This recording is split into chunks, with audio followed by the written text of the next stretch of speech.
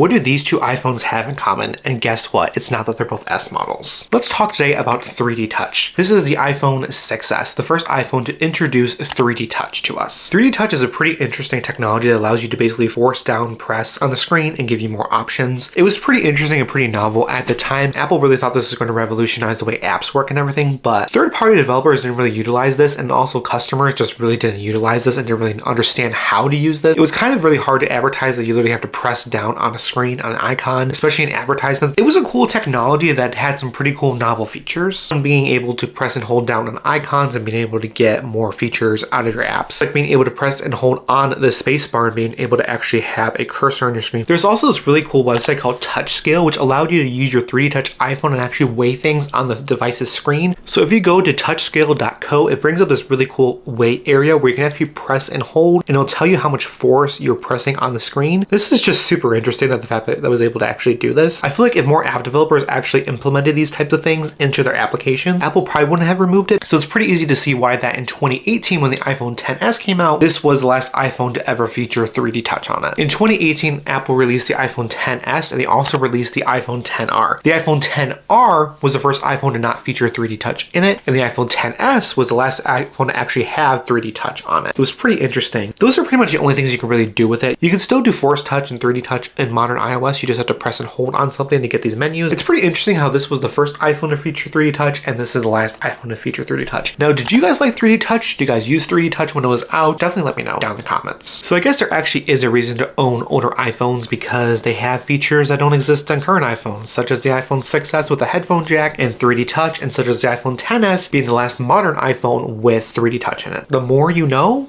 I don't know.